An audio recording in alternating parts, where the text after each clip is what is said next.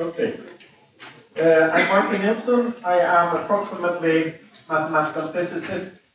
My background, I have a docent, which is approximately associate professor from Lund University. Let me first introduce my collaborators here. Henrik Dortell is one of, I would say, international renowned neurophysiologist. I've been working for him for more than 10 years. So this work has a lot of biological bias, and I think you will understand at the end of the presentation why. And more recently, I've also worked with Daniel Giltnod and Lars Rasmussen at SIS. Okay, so we hear deep learning everywhere now. And some people even claim that AI is deep learning. But I think that most of us here are a little bit skeptical. Is this really the end of the story? I don't think this is the end of the story. I think there is something more, and I will argue a little bit for why. I think there is something more and why we should look beyond deep learning. So a little bit about why biology. Many people ask me, if we want to create artificial intelligence, why do we have to look at biology? Is it okay if we create artificial intelligence by any method without feeling constrained by biology? Well, biology has one important point, and it provides us with an existent proof of intelligence. It doesn't always look like that. Most of us are intelligent most of the time. And let's take a look at biology versus silicon hardware. We have heard for a very long time that the human brain is totally superior to anything that we can do by computers. But if we look at the hardware, actually you can calculate the total information in the human brain to be about 1 petabyte. Now this year, there's an American company that will release commercially an SSD in the 3.5-inch size that has 0.1 petabyte of information. So 10 of these is actually the same memory capacity as the human brain. As for processing, if we look at the NVIDIA GB100 GPU, it has 2 times 10 to the 10 transistors, while the human brain has 10 to the 11 neurons. Now it's true that a neuron does a lot more processing than a transistor. However, a neuron is about 1 billion times slower than a transistor, so it's quite comparable actually, the performance. So hardware-wise, a really powerful computer this year or maybe next year is just on a par with the human brain. If we go. So what's the difference? Well, suppose that the brain would be doing only deep learning. There's one really big problem with the deep learning, and several of the speakers here, like Jim, that there is a need for an enormous amount of data, a really enormous amount of data. And there's no way our brain can process that amount of data that is used for deep learning for systems that actually display similar performance for playing golf. So there must be something else going on.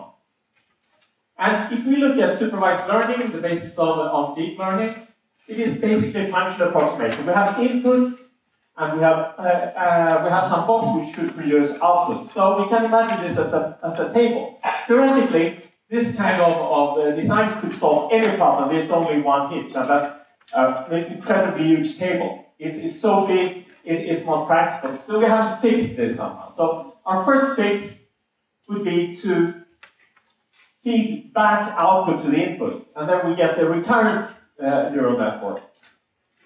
So this is a lot more powerful, but we still have a big size problem.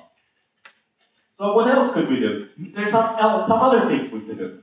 Well, the previous network and this one are in a sense linear. Now I don't have time to elaborate what I mean by linear, but they are sort of linear. One thing we could do is to introduce a nonlinearity as the next step.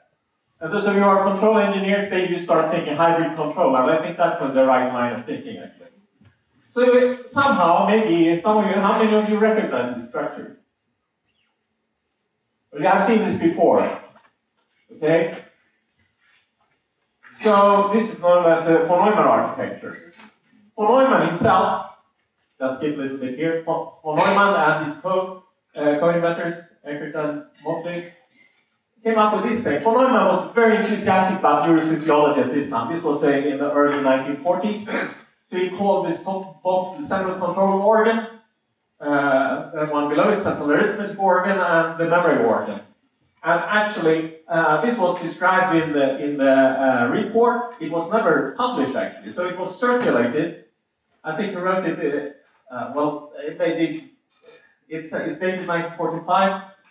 The work was done at the University of Pennsylvania. It was top secret work, together with Eckert and Motley, who seldom get credit for this. They were very much involved, but maybe you know that there was a problem between von Neumann and Eckert and Motley because Eckert and Motley wanted to patent this. And I think that von Neumann actually deliberately distributed this thing, was top secret all over the world to prevent them to patent this. And he was actually successful. It's one of 4 reasons why they couldn't patent the basic computer. But these ideas are very clear in it, and I recommend you to have a look at the early parts of this. It's really interesting to see. So nowadays we call this instruction decoder, ALU, and memory, but it's really the same principle. And it's a standard computer. They still look like this these days. However, yeah, well, now we can say that we proceeded from a combinatorial circuit by a sequential circuit to a computer. Quite actually small changes. But there was someone or something else that had already invented this, because about 200 million years ago, evolution came up with a mammalian brain. Now this picture here is a picture of the human brain, which is much younger, maybe a few million years old. But all mammalian brains have very similar structure. There are some difference in proportions, but they are all basically the same one. And if we look at this a little bit carefully, how these parts are connected, you can see the major parts is the brown part there, the pink parts, and the blue parts. And you can draw it like this. The pink part are called the basal ganglia. The blue part there is called the thalamus, which is the brain's big nonlinearity, you can say. And the cerebral cortex is the memory. And this is actually quite a good approximation. You can push this analogy much further, and I could talk for hours about this. Unfortunately, I don't have that much time. But this is actually a quite nice description. You can even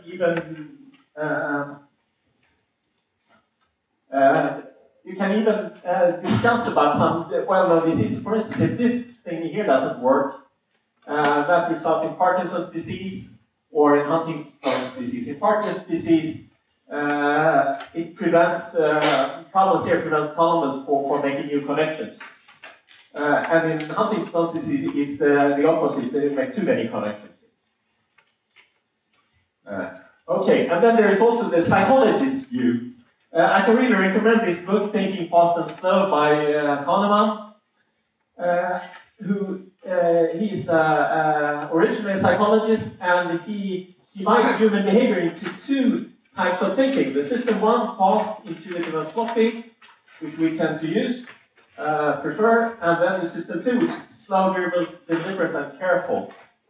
Which is a lot more work. We try to avoid that, but we should use that a little bit more, actually. And you can map. Quite a vital hypothesis. You can map system 2 on the deliberate on this instruction decoding loop, and the intuitive behavior on this much faster intuitive loop.